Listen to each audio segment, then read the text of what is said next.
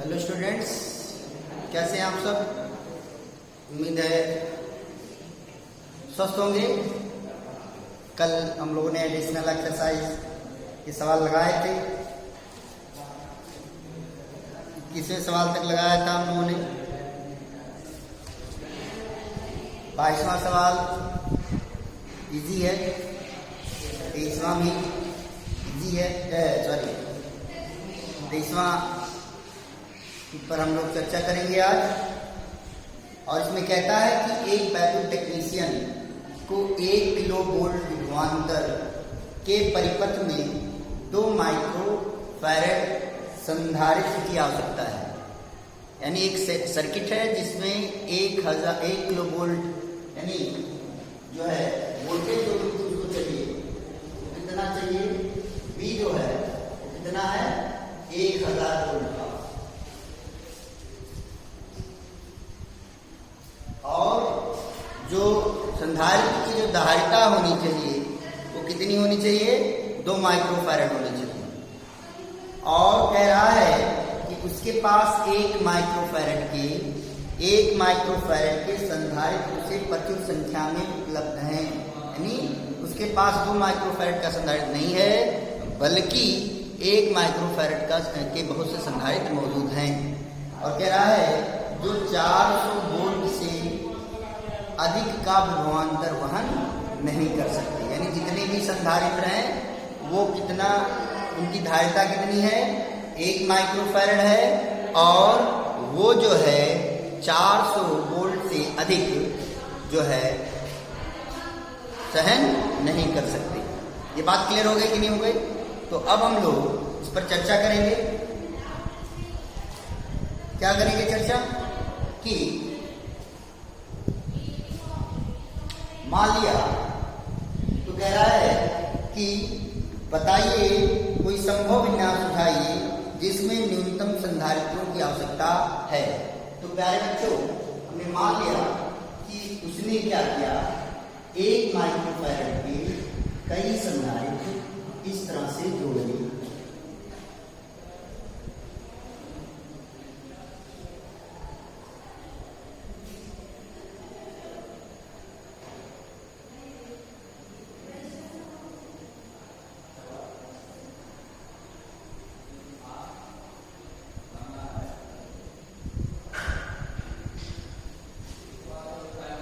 से क्या कर दिया, जोड़ दिया। डाटा लगा हुआ भी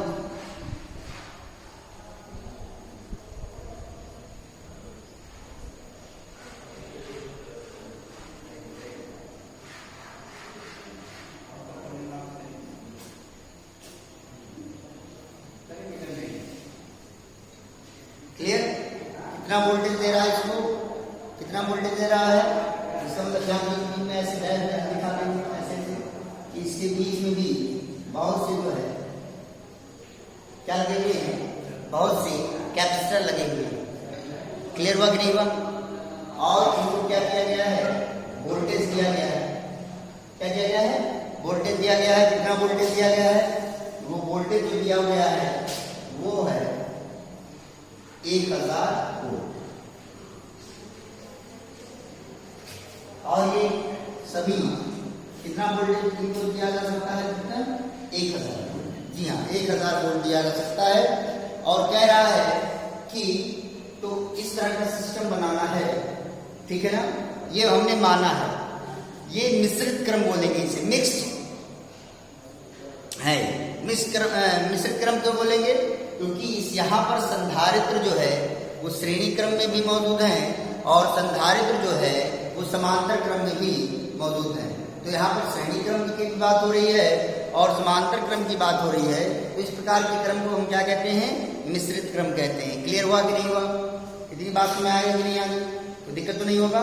तो हमने माना अब हमको इस सिस्टम से जो ये व्यवस्था बनी है, इस व्यवस्था में हम का जो तुल्य धारिता होनी चाहिए वो कितनी होनी चाहिए, 2 माइक्रोफैरेड। कितने माइक्रोफैरेड, 2 माइक्रोफैरेड होनी चाहिए पूरी व्यवस्था क्या की जो तुल्य धारिता है।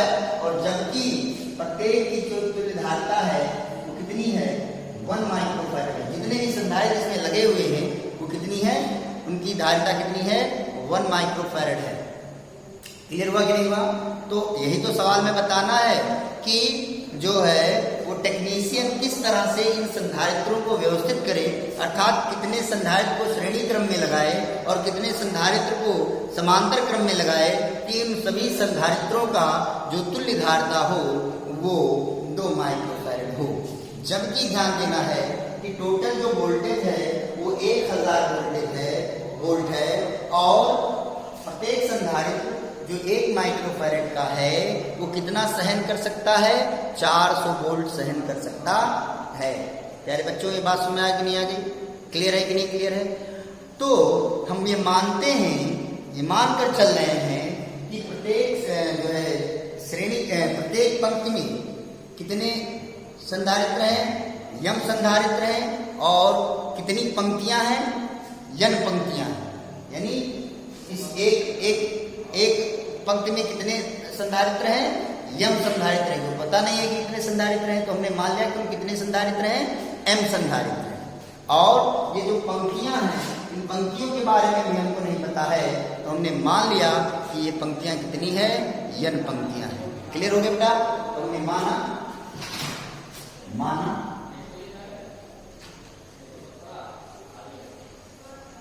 प्रत्येक पंक्ति में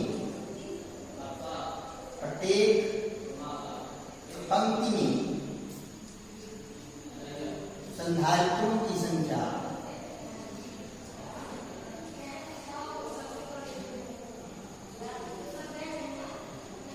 प्रत्येक पंक्ति में संधारित्रों की संख्या जो होगी वो क्या होगी, वो यम होगी। और कुल पंक्ति कितने हो गए,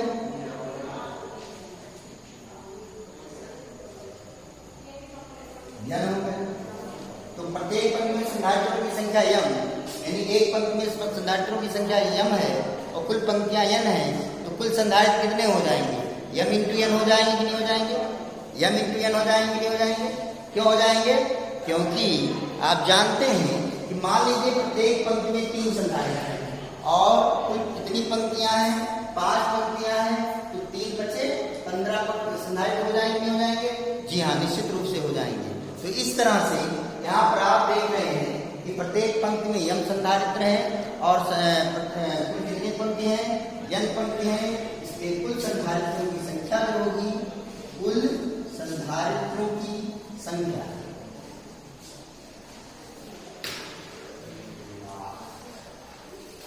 बराबर किसकी होगी, M into N, M into यन होगी।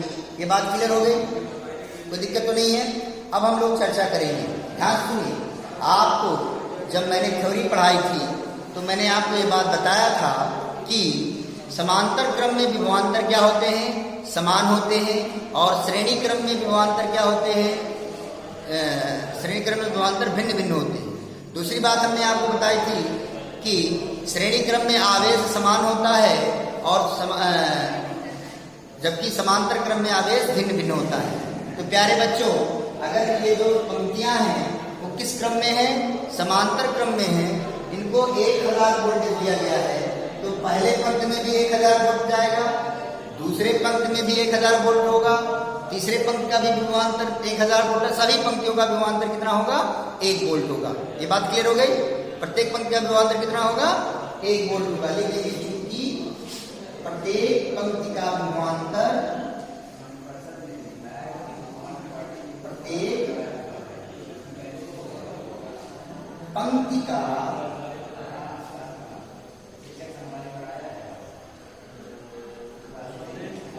1000 वोल्ट, प्रत्येक पंक्ति का विभवांतर कितना है, 1000 वोल्ट। और इस मान लिया इस पंक्ति का विभवांतर कितना है, 1000 वोल्ट। और अभी ये जो 1 माइक्रोफैरड का जो संधारित्र है वो अधिकतम कितना सहन कर सकता है, अधिकतम कितना सहन कर सकता है, 400 वोल्ट सहन कर सकता है। कितना सहन कर सकता है, 400 वोल्ट। तो इसका मतलब क्या हुआ, टोटल कितना वोल्टेज होना चाहिए, 1000 वोल्ट। और एक संधारित्र कितना सहन कर सकता है, 400 वोल्ट। एक संधारित्र कितना सहन कर सकता है, 400 वोल्ट। और टोटल कितना है, 1000 होगा। और जबकि प्रत्येक पंक्ति में संधारित्रों की संख्या कितनी है? m। प्रत्येक पंक्ति में संधारित्रों की जो संख्या कितनी है? m है। तो यहां से आप देख सकते हैं, जान सकते हैं, क्या जान सकते हैं आप यहां से कि 1000 बराबर m इंटू 400। 1000 बराबर m इंटू 400 हुआ। क्यों हुआ 1000 बराबर m इंटू 400? क्योंकि टोटल वोल्टेज इसके बीच का कितना है? 1000। जी हाँ, 1000 लिखिए। एक कितना सहन कर सकता है? 400। और कितने हैं? m। टोटल वोल्टेज इसके बीच में 1000 है, पंक्तियों में संधारित्र में लगे हैं m, और एक संधारित्र कितना का सहन कर सकता है? 400। तो 1000 बराबर किसके हो जाएगा? m गुणे 400। तो यहाँ से m की जो वैल्यू आएगी, m की जो वैल्यू आएगी वो कितनी आएगी? 1000 बटे 400। तो अगर इसको भाग में तो एक जगह उतर जाएगा यहाँ से, तो कितना मिलेगा? 2.5। तो m की वैल्यू 2.5। तो और जबकि क्या माने माना है? प्रत्येक पंक्ति में संधारित्रों की संख्या कितनी है? m है। प्रत्येक पंक्ति में संधारित्रों की संख्या m है। क्लियर है? क्लियर है। यहाँ पर m की जो वैल्यू आई है वो कितनी आई है? 2.5 आई है। क्लियर?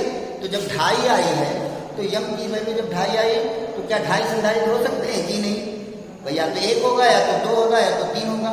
तो यानी 2 से ज्यादा है और 3 से कम है, तो 2 से अधिक संधारित्र कितने हो सकते हैं? 3। तो इसलिए m बराबर क्या मानेंगे? इसलिए n बराबर मान लेंगे 3। अब m बराबर 3 क्यों माना? क्योंकि 2.5 संधारित्र नहीं हो सकते, 2 से अधिक अगर होगा तो कितना होगा? 3 संधारित्र होगा। ये बात क्लियर हो गई कि नहीं हो गई? मुझे लगता है कोई दिक्कत नहीं होगी। अब m की वैल्यू मिल गई। अब जब m की वैल्यू मिल गई तो अब हम इसके बारे में बात करेंगे। इस यानी एक पंक्ति में कितने संधारित्र लगे हुए हैं? 3 संधारित्र लगे हुए हैं। कैसे मिला पता समझ में आ गया? क्योंकि टोटल 1000 वोल्ट था, एक कितना सहन कर सकता है? 400 वोल्ट। तो हमने कहा कि अगर ये m संधारित्र लगे हुए हैं, 1000 बराबर किसके हो जाएगा? m गुणे 400 के बराबर हो जाएगा। ये बात समझ में आ गई कि नहीं आ गई? तो यहाँ से अगर ये 3 संधारित्र श्रेणी क्रम में लगे हुए हैं तो प्रत्येक संधारित्र का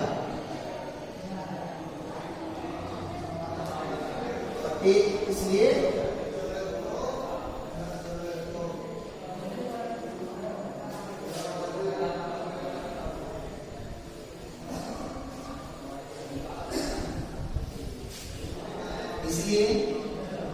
प्रत्येक पंक्ति में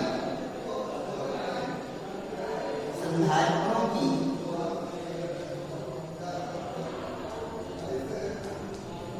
संख्या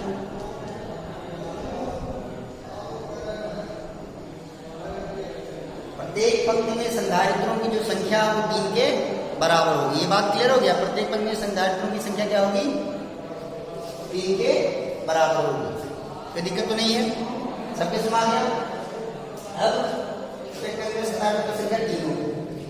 तो इनकी यानी अब जो हमने m माना था वास्तव में कितने संधारित्र हो गए? एक में 3, 1 2 3। भले हमने लंबा बताया था क्योंकि हमको आइडिया नहीं था, इसलिए हमने लंबा बनाया है। क्लियर? लेकिन जब हल किया तो ये कितना मिला? 3 मिला। यानी एक पंक्ति में कितने संधारित्र हैं? 3 संधारित्र हैं। तो इनकी तुल्यधारिता क्या होगी? तो श्रेणी क्रम में तुल्यधारिता निकालने के लिए कौन सूत्र लगाते हैं? 1/c = 1/c1 + 1/c2 + 1/c3। तो यहाँ से लिखेंगे, इसलिए इनकी तुल्यधारिता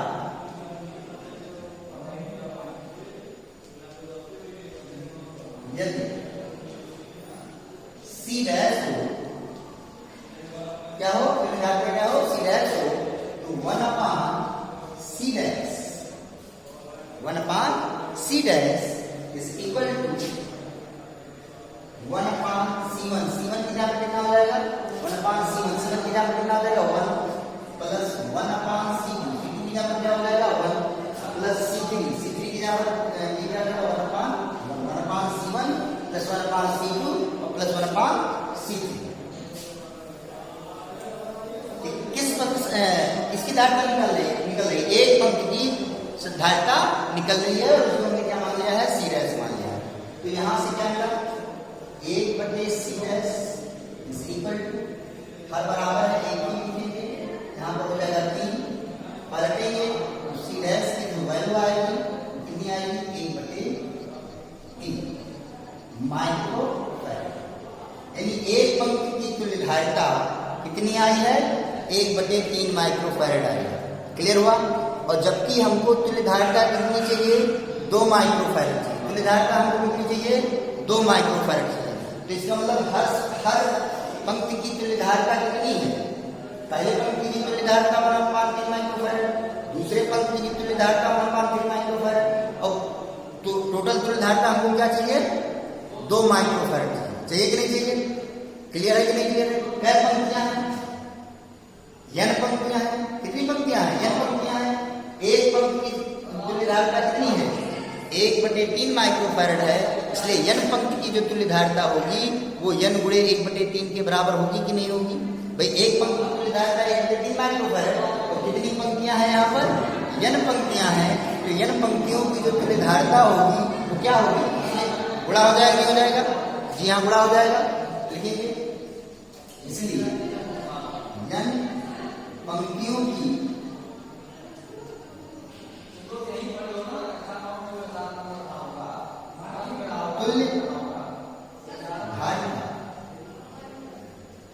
तुल्यधारिता बराबर किससे हो जाएगा, n × 1/3 micro farad.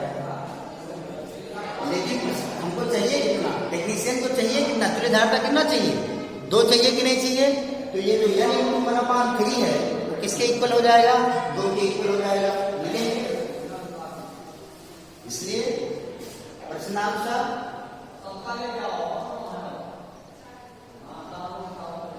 प्रश्नानुसार n × 1/3 is equal to 2। तुल्यधारिता हमारे हिसाब से तुल्यधारिता n × 1/3 है, टेक्नीशियन को चाहिए कितना, 2, तो n × 1/3 से 2 या 2, इसलिए n इज इक्वल टू, ये बटे में करेगा जाएगा, गुणे में 3 गुणे 6, तो n की वैल्यू कितनी मिल गई, 6 मिल गई। क्लियर हो गया कि नहीं हो गया। तो n की वैल्यू मिल गई 6 और m की वैल्यू कितनी मिली 3, और कुल संधारित्रों की संख्या आपको निकालनी है। तो कुल संधारित्रों की संख्या आपको क्या बताइए, कुल संधारित्रों की संख्या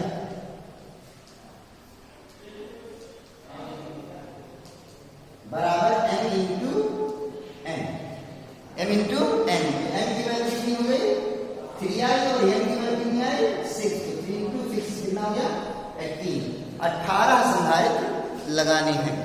क्लियर हो गया कि नहीं हो गया, मुझे लगता है समझ में आ गया, कोई दिक्कत नहीं होगी। और यही यानी उसको टेक्नीशियन को 18 संधारित्र लगाने हैं, जिसमें से 3-3 संधारित्र श्रेणी क्रम में लगाने हैं, और कई पंक्तियों में लगाने हैं, 6 पंक्तियों में लगाने हैं। ये बात क्लियर हो गई होगी, कोई दिक्कत नहीं होगा। आगे बढ़े, चलिए अगला क्वेश्चन देखिए। इसमें जो दिया हुआ है वो है कि 2f वाले एक समांतर पट्टिका संधारित्र की पट्टिका का क्षेत्रफल क्या है, जबकि पट्टिकाओं का पृथक्करण 0.5 सेंटीमीटर है। अपने उत्तर से आप यह समझ जाएंगे कि सामान्य संधारित्र माइक्रोफैराड या कम परिसर के क्यों होते हैं, तथापि विद्युत अपघटन संधारित्रों की धारिता कहीं अधिक होती है, क्योंकि चालकों के बीच अति सूक्ष्म पृथक्करण होता है। तो बहुत आसान सवाल है, इसमें आपको एरिया निकालना है, और जब एरिया आप निकालेंगे तो बहुत ज़्यादा आ जाएगा, यानी प्लेटों का क्षेत्रफल बहुत ज़्यादा आ जाएगा। और जैसे ही प्लेटों का क्षेत्रफल बहुत ज़्यादा आ जाएगा, आप कहोगे कि ऐसा संभव नहीं है, इसीलिए संधारित्रों की धारिता माइक्रोफैराड में ली जाती है, फैराड में नहीं ली जाती। ठीक है ना, क्लियर हो गया। तो अब हम लोग अगला क्वेश्चन देखते हैं। लिखा हुआ है, अग्रांकित चित्र के नेटवर्क की तुल्यधारिता प्राप्त कीजिए और 300 वोल्ट संभरण के प्रत्येक संधारित्र का आवेश व उसकी वोल्टता ज्ञात कीजिए। तो चलिए शुरू करते हैं ये क्वेश्चन।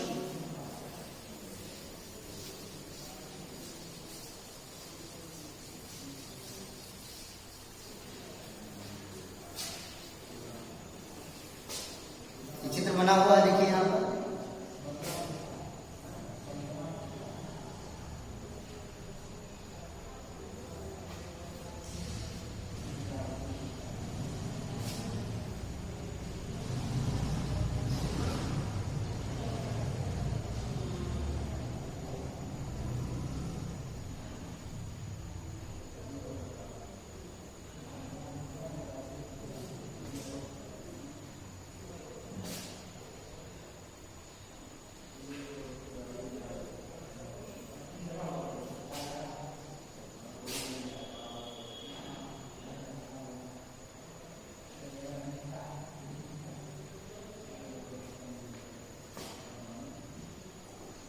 ये जो बोर्ड लिखा हुआ है, ये ए है, ये बी है।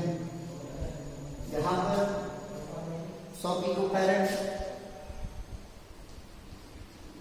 फिर यहाँ पर 200 पिकोफैरेड, ये भी 200 पिकोफैरेड, और ये है 100 पिकोफैरेड। तो इसको आप मान लीजिए C1, ये हो गया C2, ये C3 और ये C4। तो आपको सबका सारे संधारित्रों पर आवेश ज्ञात करना है और सारे संधारित्रों का वोल्टेज भी निकालना है। दैट तो दी। तो सबसे पहले आप देखिएगा कि C2 और C3 किस क्रम में है, श्रेणी क्रम में है कि नहीं? क्यों? क्योंकि इसका दूसरा प्लेट इसके पहले प्लेट से जुड़ा हुआ है। ये बात सुना है नहीं? चलिए तो लिखेंगे सबसे पहले, चूंकि सवाल नंबर है, क्वेश्चन नंबर है आपका 25। तो लिखेंगे आप, चूंकि C2 तथा C3 श्रेणी क्रम में है,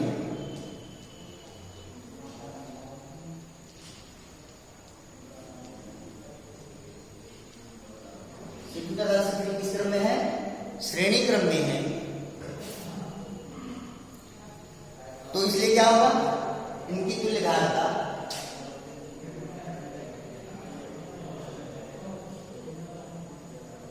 क्या होगी? इनकी तुल्य धारिता हो जाएगी, यदि C डैश है तो 1/C dash is equal to 1/C2 plus 1/C3। क्योंकि श्रेणी क्रम में एक सूत्र लगाएंगे, तो यहां से 1/C dash is equal to 1/C2। तो अगर 1/C2 है तो 1/C2 करने पर क्या होगा, C2 की वैल्यू कितनी है? 200 प्लस 1/C3 की वैल्यू कितनी है? ये भी 200। क्लियर हो गया कि नहीं हो गया? तो यहां से आप देख सकते हैं 1/C dash is equal to 200 हो जाएगा, और ये 1 2 हो जाएगा, डिवाइड हो जाएगा, 1 आ जाएगा 100। इसलिए यहां से C dash is equal to क्या हो जाएगा? 100 पिकोफैरेड। यानी इन दोनों की जो धारिता कितनी आ गई है? 100 पिकोफैरेड। अब देखिए, अब यानी अब ये जो संधारित्र है, जब हमने इसको ऐसे बना लिया, तो अब जो कंडीशन हो गई सवाल की वो ऐसे हो गई। यानी अब ये चित्र हो गया, ये हो गया, फिर ऐसे हो गया, फिर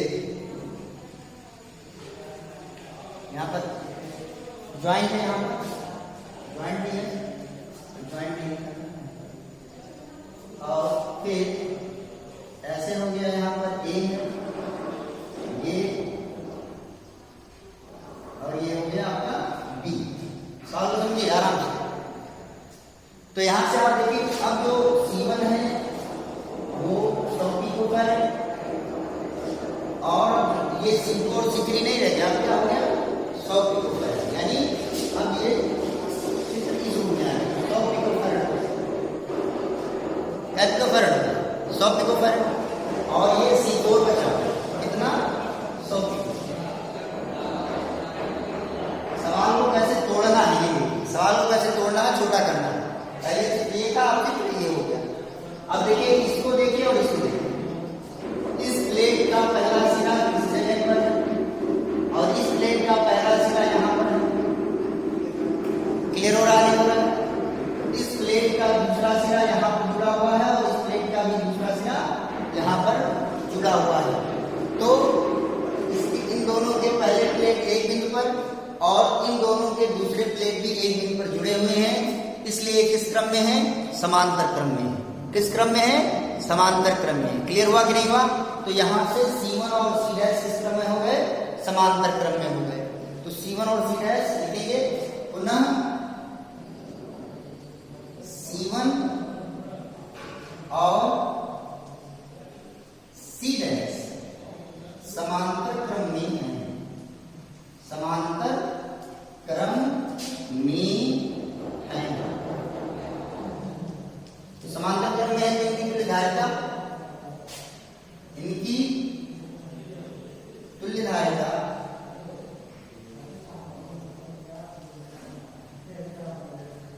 C डबल डैश बराबर किसके होगी?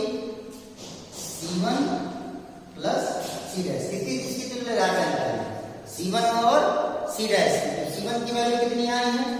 C double dash equal to C1 की वैल्यू कितनी है? 100 प्लस C2 की वैल्यू C डैश की वैल्यू कितनी है? 100। C डबल डैश की 100 और इसकी भी 100 तो क्या हो गया?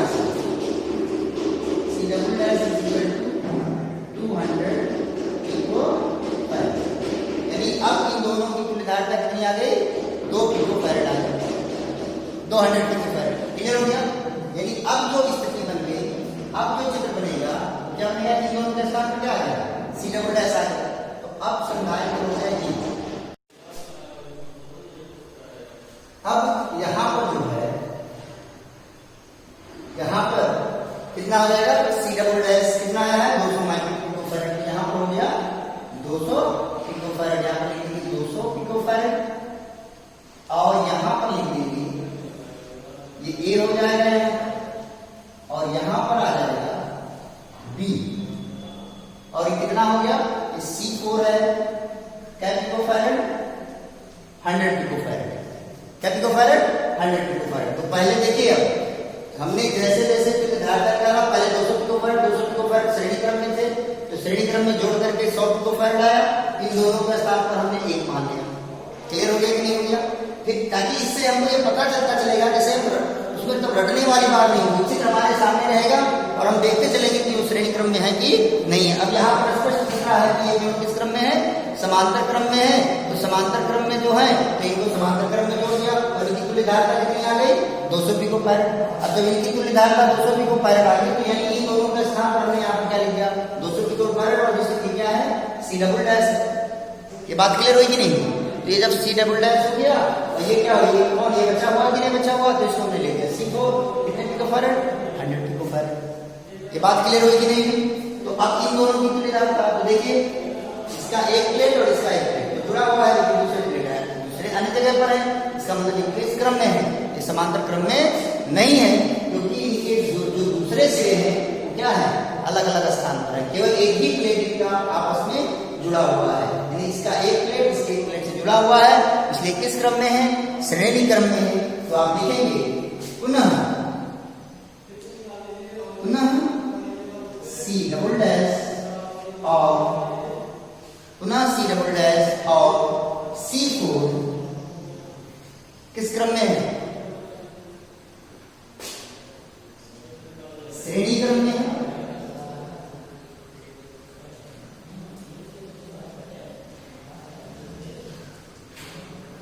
अब ये लास्ट है, इसलिए अब इसकी तुल्यधारिता को हम क्या मान लेंगे? C, क्योंकि अगर बीच में जितने थे C डैश माना, C डबल डैश माना, अगर और निकालते तो C ट्रिपल डैश मानते, लेकिन अब ये लास्ट निकाल रहे हैं तुल्यधारिता, फाइनल जो है कैपेसिटेंस निकाल रहे हैं, इसे हम C मानेंगे। क्या लिखेंगे? इसलिए 1/C is equal to 1/C double dash plus 1/C4। 1/C is equal to 1/C double dash plus 1/C4। तो 1/C डबल डैश की वैल्यू कितनी आएगी? अगर आप यहीं से बना लें तो कोई दिक्कत नहीं है, लेकिन मुझे लगता है अगर आप इस तरह से चित्र बना करके सवाल को लगाएंगे तो कोई दिक्कत नहीं होने वाली है। क्लियर हो गया? तो यहां से लिख सकते हैं, इसलिए 1/C is equal to 1/C double dash कितना है? 1/200 प्लस 1/C4।